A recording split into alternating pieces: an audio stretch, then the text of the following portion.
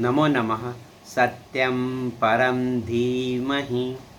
हम सत्संग की श्रृंखला में आगे बढ़ते हैं और भज गोविंदम जो एक स्तोत्र है उसका मैं पठन करता हूँ, फिर उसका अर्थ करता हूँ, फिर सत्संग में हमको उसके बारे में जो ऋषि मुनियों ने जो बताया है तो हम तो पढ़ लेते हैं, ऐसा समझ लो, मगर उसका जो गूढ़ अर्थ है, जैसे पहले था शब्द का अर्थ, शब्दार्थ, फिर वाच्यार्थ, फिर गूढ़ार्थ रहता है, तो हम गूढ़ अर्थ उसमें क्या है ऐसे आप पढ़ जाएंगे एकेडेमिकली। जैसे कोई एमए करता है, एमए विद संस्कृत, उसमें उसको पढ़ने के लिए वो पढ़ाई जाता है, मगर वो क्या करेगा, वो पढ़ेगा और फिर वो एकेडेमिक पढ़ना नहीं है, हमको स्पिरिचुअली उसका अर्थ निकालना है। तो मैं शुरू करता हूँ, मैं पहले श्लोक बोलूँगा, फिर उसका अर्थ निकालते हैं, गूढ़ अर्थ निकालते हैं जो। भज गोविंदम भज गोविंदम गोविंदम भज मूढ़मते। श्लोक है सारे।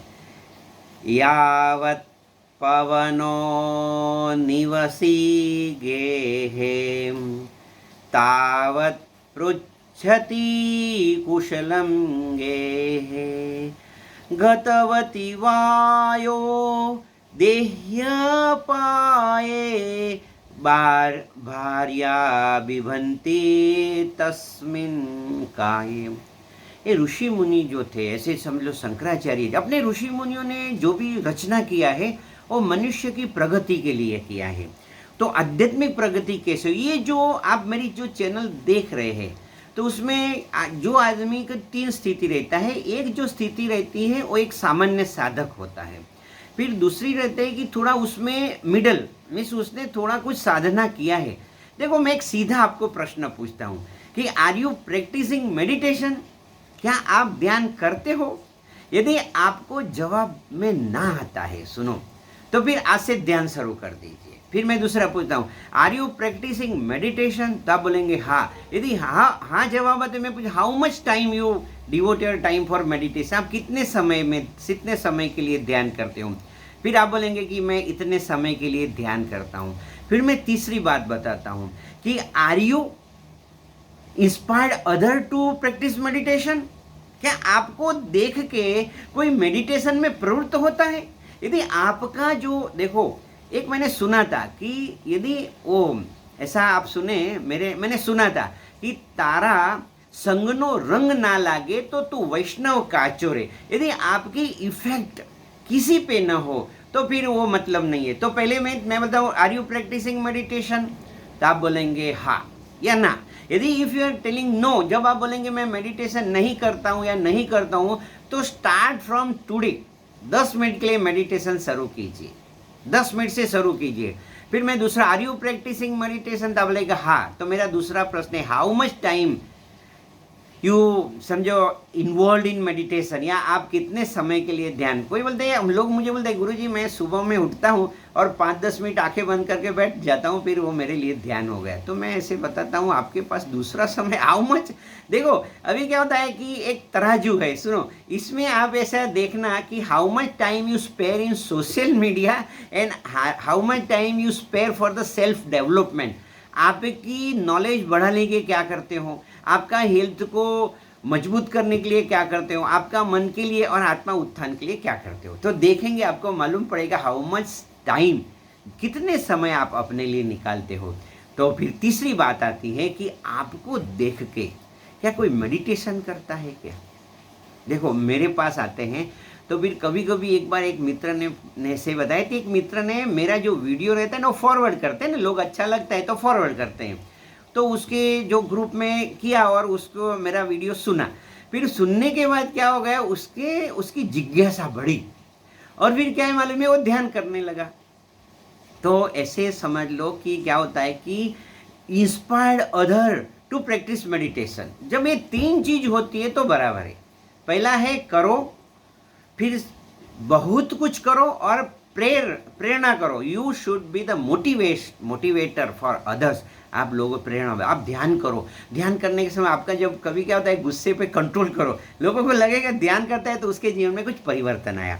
तो ये जो श्लोक है तो उसमें बताता है कि जब तक ये शरीर में प्राण रहते हैं तब क्या होता है, आप कुशल है। जब प्राण निकल जाएंगे तो इस शरीर का कोई अर्थ नहीं रहेगा। आपने भी देखा होगा कि शरीर का तभी तक अर्थ निकलता है।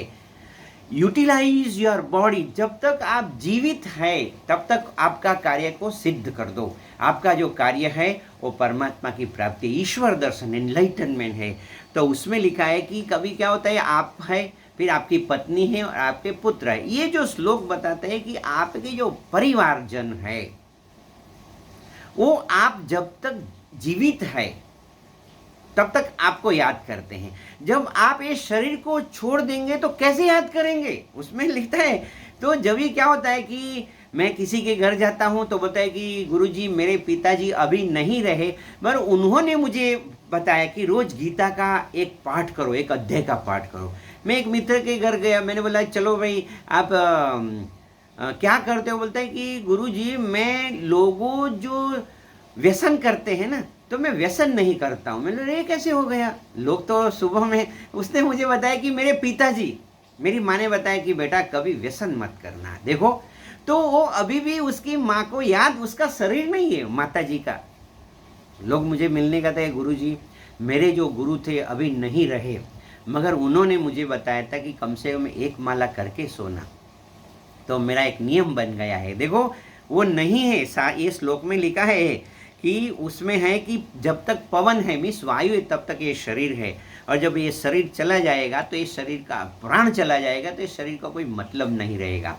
तो इसका जो मतलब है कि आप ऐसा काम कीजिए कि आपका शरीर न होने के बाद भी, कभी मैं जाता हूँ लोग अपने गुरु की छवि रखते हैं, नॉर्मली अपने भारतीय परंपरा है ध्यानमूलम गुरुर्मूर्ति।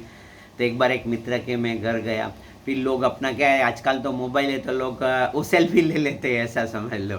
फिर उन्होंने सेल्फी मुझे बताई कि गुरुजी जब आप 10 साल पहले मेरे घर आए थे तभी मैंने जो आपका फ़ोटो निकाला है, देखो मैंने मेरे पास रखा है। और फिर मैंने, वो मुझे बताते हैं, फिर वो 2-3 फ़ोटो भी बताए, देखो ये मेरे पिताजी का फ़ोटो है। देखो अभी आपको मालूम पड़ा कि उन्होंने अपने पिताजी की, माताजी की छवि, अपने गुरु की बहुत छवि रखा है। क्यों, वो तो नहीं इस दुनिया में, वो तो छवि तो क्या एक कागज है, मगर उनके जो गुण है, इस श्लोक से हमको यही सीखना है कि गुणवान बनो।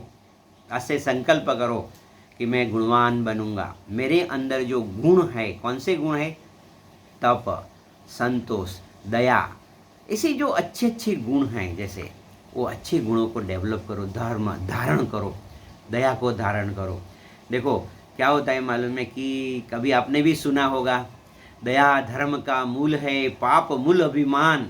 देखो दया को एक्सेप्ट कीजिए, दया धर्म का मूल है, पाप मूल अभिमान। अभिमान को छोड़ दीजिए, अभिमान को रखने की जरूरत नहीं है। ये जो बताता है श्लोक, तो आप अपने गुण को डेवलप करो। ऐसे बहुत से गुण हैं, ऐसा तप, संतोष, जिसे बहुत से अभी आपको मालूम है। और तो ये जो गुण को आप धारण करो। चलो आज इतना ही रखते हैं। आपका शुभ हो, आपका कल्याण हो, मंगल हो। फिर आगे एक श्लोक से हम आगे की यात्रा शुरू करेंगे। ओम नमः। May God bless you.